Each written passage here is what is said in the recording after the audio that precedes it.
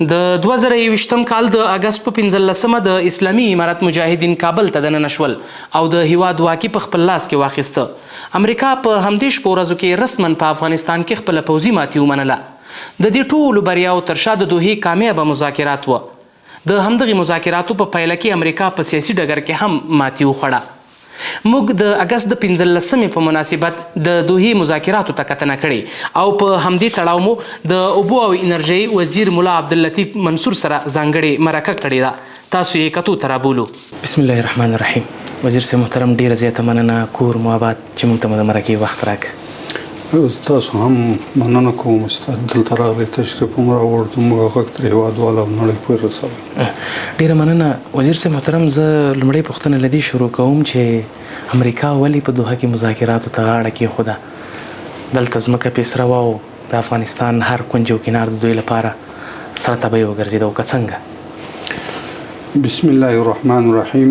حامدا ومصليا فأعوذ بالله من الشيطان الرجيم. بسم الله الرحمن الرحيم. وقل جاء الحق وزهق الباطل إن الباطل كان زهوقا. صدق الله مولانا العظيم.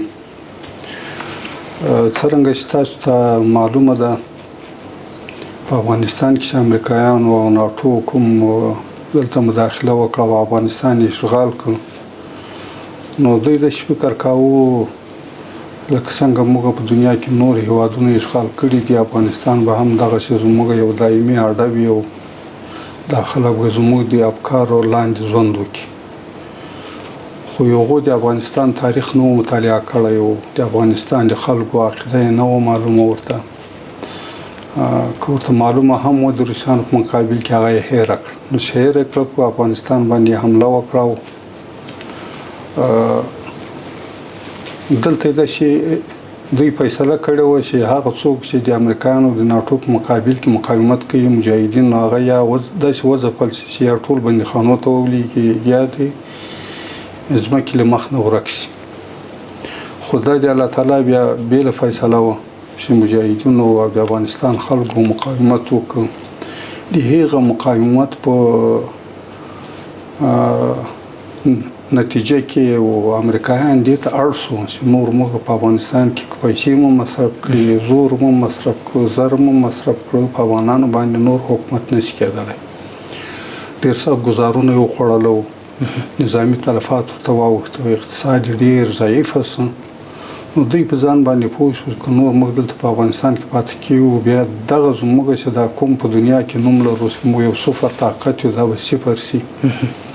نو دوی مجبور شو چې د مذاکراتو لاره یې ونیوله او قطر دوحه کې ورسره مذاکراتو یې غاړه کېښودله او هلته مذاکرات وشو. نو دا د مجاهدینو هغه قوي عزم او ګزار او د دې ملت هغه استقامت او شریعت باندې او قرباني یې ورکړې، نو دوی دې ته مجبور وشو چې دوی مذاکرات وکړي. وزیر صاحب محترم، د شاهي کوټ له سردرو نیولې بیا تر سورغر او تر سپین غره پورې دا ټولې درې د امریکایانو لپاره سره تبۍ وګرځېدې. امریکایانو په جنګي لحاظ دلته ماتې وخوړه.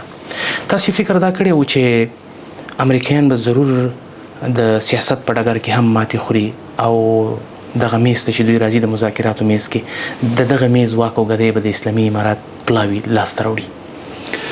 دا واقعیت چې له امریکایانو سره چې تاسو کومو معرکو ته اشاره وکړه، د امریکایانو په مقابل کې لومړنۍ د افغانانو هغه معرکه چې وسوه او د جهاد سنګر خلاص، هغه د شاهي کوټ درې وې چې په هغه کې د شهید نامتو او متقي پرهیزګار زموږ یو ورور ملا سیف الرحمن منصور په مشرۍ باندې هلته جګړه وسوه او جهاد وسو. نو اول ځل امریکایانو ته هلته هم سخته ماتې ورکړل سوه او په دې باندې دوی اعتراف وکړ چې د شاهي کوټ جګړه زموږ لپاره دوم ویتنام. نو دې کې شک نشته چې همدغه د مجاهدینو دغه قربانۍ وي او دغه سعی او تلاش د ملت و چې امریکایان په دې باندې دوی یعنې هلته پوه شو چې د دوی یارې د مجاهدینو سره مقابله راغله. ما نه یو چا پوښتنه وکړه چې تاسو خو دا مبارزه کوئ یو وخت کې او د دې یقین لري چې امریکا به بیا ماتې خوري نظامي او سیاسي. ما ورته ګوره په هغو وختو کې ظاهرشاه تازه راغلی و افغانستان ته، مال 10 کاله وروسته ظاهرشاه راوګرځېد افغانستان ته. نو موږ ولې دا امید ونه لرو چې موږ به یو ځل بیا راګرځو افغانستان ته او موږ به مبارزه کوو، زموږ دا مبارزه به نتیجه راوړي.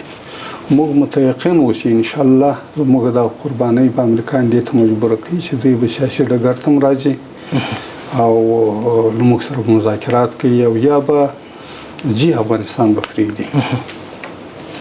نو دغه د ملت عزم وو راځي صحیح ده، سړي باندې تکلیفونه راشي خو امریکایان به خامخا خیر په موتل افغانستان وتله پرته له شکه. وزیر صاحب محترم غواړم دغه موضوع ته لږه کې وضاحت ورکړو. د مذاکراتو لپاره دوحه تاسې انتخاب او آیا د امریکایانو لخوا د کوم بل هیواد پیشنهاد درته شوی او که نه؟ دا په هغو وختو کې چې کله امریکایانو دې ته لیوالتیا وښودله چې مذاکرات وکړي او د افغانستان اسلامي امارت هغه استازي چې تللي وو، نو داسې هغو هم لازمه بللې وه چې داسې هیواد یا اسلامي امارت هم دا لازمه وبلله چې زموږ ګاونډیان دې نه وي. مثلا یو دریم هیواد دی چې هغه په صلح کې مخکې کارونه کړي، تاسو ته بهتره معلومه ده چې قطر هیواد چې د هغه دایما داسې مناجات لپاره آمادګي ښیي چې موږ په دې کې کوشش کولی شو. مثلا د فلسطینیانو د اسرائیلو تر مابین هم کله کله مذاکرات کېږي او داسې مخته هم دوی تللي دي. نو په دې اساس باندې هم امریکایانو چونکې هلته د هغو غټه اډه وه او هم این تمرکز وو هلته او هم اسلامي امارت غوښتل چې په داسې هیواد کې اوسي چې هغه مستقل آزاد، یعنې دا زموږ د ګاونډیانو په اطرافو کې څوک کوم هیواد نه وي، ځکه بیا به د هغو اغېزې وي خامخا به وي.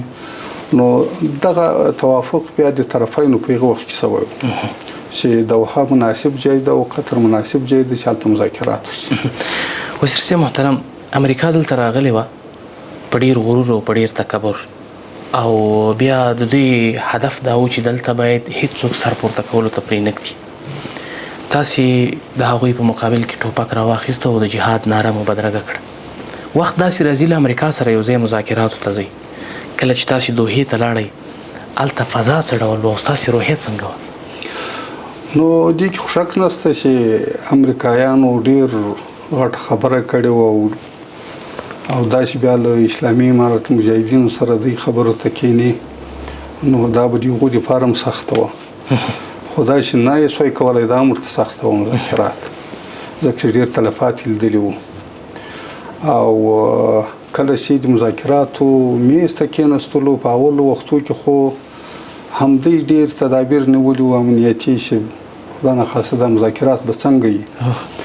او خپله زموږ ټیم چې وو نو په هغه کې خو موږ ته هدایت شوي وو چې تاسو به ډېر د شریعت تابع او په هر ځای کې مثلا مذاکراتو ته ځئ او خدای تعالی ډېر یادوئ او چې خدای تعالی هم نصرت ونه کړي او دا خو دنیایي امور دي. نو په اولو وختو کې خو دې کې شک نشته، خامخا به هم موږ داسې احساس کاوه چې له یو دښمن سره ناست یو. نو خدا نخواسته یو وخت مرحله به دې ته هم راورسېږي چې دا مذاکرات به په جدي هغه باندې اوړي. د دوی سره هم خامخا دا تشویش وو، ځکه اول د دوی هغه امنیتي وضعیت یو قسم وو، بیا وروسته چې ډېر وخت ووت بیا تغییر کې راغی په هغه کې. نو دا خو واقعیت هم دا ده چې اوله سخته مرحله دواړو جانبینو ته به سخته دا وه. موږ ته په دې معنا باندې چې دښمن سره کېنو او دوی به په اصطلاح باندې څه وایي، سړي ته دا ماحول چې معلوم نه وي، خامخا یو هغه یې پې داسې تاثیر یې. خو وروسته عادي شوه خبره، وروسته بیا زموږ ټیم الحمدلله ډېر په دوی باندې برلاسه وو، په هره خبره به یې وکړو، ډېر ښه استدلال به کېده، ډېر ښه شرعي استدلال کېده په حقوقي لحاظ باندې. او ګرځي داسې دنیا داسې فکر کړی و چې دغه طالبان او دا پګړۍ او دا ګیرې سره راځي او دا د دنیا خلک چې دلته دوی په ظاهري لحاظ باندې ډېرو علوم حاصل کړي دي، حقوق پوهان بل دوی سره وو، څارنوالان دوی سره وو، غټ غټ جنرالان دوی سره وو. خو لله الحمد په دا ټولو بخښو کې زموږ استدلال ډېر به قوي وو او دا د خدای یو عظیم نصرت د ملت سره او د مجاهدینو سره. نو موږ ډیر په هر مجلس کې موږ ډیر ښه پیاوړي وو او عزم هم درلود او برلاس شو. همدغه موضوع ته لږ کې زه اشاره کوم ستاسو خبرې په دوحه کې څومره منظمې وي. دویمه خبره د اسلامي امارت پلاوي څومره په خپل دریځ برلاسي وه. الحمدلله موږ خو چونکې یو قیادت او زموږ د نظام د کسري فارم قرباني ورکول هغه دلته یو د اشغال خاتمه او بل شرعي نظام وو. نو مخکې له دې چې موږ مذاکرات ته بوتلو موضوع به موږ ډېره ښه په خپل مابین کې څېړله او په هغه باندې به بحث کېده، د هغه شرعي اړخ به هم څېړل کېده، د هغه هغه حقوقي به هم څېړل کېده، حتی دا به هم څېړل کېدل چې خدا ناخواسته موږ یو داسې شي ته ولاړ نه شو چې آینده بیا زموږ دپاره یو د پیغور سبب وګرځي یا مثلا افغانان په هغه باندې تنقید وکړي چې تا چې خو ما هغه د داسې معاهده کړې ده لکه دا بعضې معاهدې چې اوس خلک تنقید پرې کوي. نو په دې اساس باندې الحمدلله زموږ کار ډیر منظم و، ډیر ښې مشورې به کېدلې، هره موضوع ډیره ښه څېړل کېدل، ټول اړخونه څېړل کېدل. وزیر صاحب محترم، کله چې بین الافغاني مذاکرات پیل شو یا بین الافغاني خبرې پیل شوې، د تیرې ادارې د پلاو روحیه او دریځ څنګه وه؟ آیا دوی په یوه خوله وه او که نه؟ نو چونکې له امریکایانو سره چې مذاکرات کامیابي پړاو ته ورسېدل، نو بیا دلته یوه مسله په دې تشریح کېدله چې د افغان حکومت سره مذاکرات وشي. زموږ د افغانستان اسلامي امارت هغه موقف دا و چې نه، موږ له حکومت سره مذاکرات نه کوو، موږ د افغاني جهاتونو سره مذاکرات کوو. یعنې دغه مذاکرات په دې معنا نه وي چې موږ له حکومت سره مذاکرات کوو، دغه افغاني جهاتونه دي راغلي د افغانان د موږ ورسره خبره کوو. ځکه خو یې مالته د شي عنوان ورکړ چې بین الافغاني مذاکرات، د شي عنوان نه د ورکړل شوی چې بین الامارات والجمهوریت مذاکرات. صحیح شو؟ بالکل. نو هغه هم بیا راغلي وو، مختلف خلک راغلي وو، د مختلفو افکارو د مختلفو تنظیمو خلک راغلي وو، چونکې زموږ د مسیر واحد لاره وه او قیادت یو هر څه هغه مختلف وو. کله چې مذاکرات شروع شو، مذاکراتو کې به دوی ډیر بند پاتې وو. مثلا موږ به یو موضوع ورته وړاندې کړه او زموږ به ټول اتفاق وو، دوی به چې واخیستله بیا به هلته نثر جوړېدل، یو به یو نظر و، د بل به بل نظر و، ډېره معمولي او وړه خبره به وه، په هفتو هفتو به یې ټول وکړي، اوږده به سو، دا مسله به اوږده سو. نو دوی داسې منسجم نه و راغلي او موقف یې یو نه و. نو په دې اساس باندې کومې نتیجې ته مو نه رسېدلو. تر هغو پورې چې مذاکراتو جریان درلود، په افغانستان کې تحول راغی. دا د بین الافغاني خبرو یعنې بې پایلې لامل هم همدا بې نتیجې هغه څومره شوي وو هغه ختم شو، نتیجه یې ورنه کړه. وزیر صاحب محترم، په دې تېرو 20 کلونو کې مجاهدینو او ولس څومره قرباني ورکړې؟ دا خو دنیا ته هم معلومه ده چې د یو ابر قدرت مقابل کې جنګېږي، د دنیا ټول امکانات له هغه سره وي، زر هم ورسره وي، زور هم ورسره وي، خو د دې په مقابل کې د ملت چې څومره ستونزې وګاللې، شهادتونه وو، دربدري وه، وحشت وو، ویره وه، هېڅوک چېرته تللی نه سو. 20 کاله یې چا داسې فکر نه کوه زه په افغانستان کې ژوندی یم. د هر چا سره دغه یو فکر و چې ودرېد څه وخت به زه بمبار کېږم او داسې اخر ته وحشت، څه وخت به د ما په کور باندې چاپه وي، څه وخت به پلار له زوی جدا کېږي، زوی به له مور جدا کېږي. همداسې اوس ډېر وختو کې تقریبا 6 کاله، 15 کاله، 10 کاله دا مجاهدین دلته په زندانو کې پراته وو، له خپلو اقاربو نه یې لرې ساتلي وو مثلا. نو دغه قربانیګانې بیا د موږ نه اقتصادي پروژې مخته تللې، نه سیاسي ثبات و دلته، نه دلته امنیت و، نه چې دغو ټولو شیان سړی ورسره متوجه وي د هغه به حال شي. دا قربانۍ خو د ملت هم ورکړې او د مجاهدینو هم ورکړې، او مجاهدینو داسې بېشاره قرباني ورکړې چې په تاریخ کې، حتی په تاریخ د هغه کې که موږ ګورو او د اسلام کې ګورو، یو د صحابو له دور و چې هغو ډېر قرباني ورکړې، را دې خواته بل ملت داسې قرباني نه ده ورکړې لکه مجاهدینو چې ورکړه. دا نوی ابتکار د فدایان چې پیدا شو او په ځان پورې به باروت وتړل، مرګ به یې یقیني و، دا به هم یقین و چې بیا زه راتلی نه شم، خو بس توکل په خدای و او دا هدف ورته ډېر ستر او غټ معلومېده. قرباني ورکول په زرهاو فدایانو قرباني ورکړې، امریکایانو ډېر غټ اډې، ډېر غټ پروګرامونه له مابین وي، نو دا ډېر ستره قرباني و او ډېره مننه وزیر صاحب، کور مو آباد چې موږ ته وخت راکړه. الله دې ستاسې په عمر او مال کې برکت واچوي. ډیره مننه.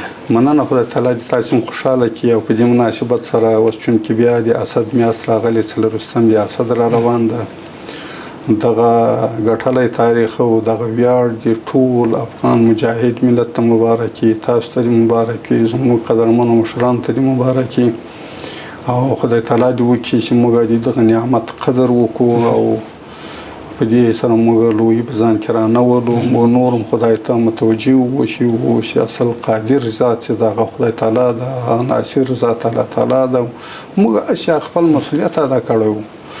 نو خدای تعالی دې بس دا ټول ملت ته مبارک. ډیره مننه. شکر.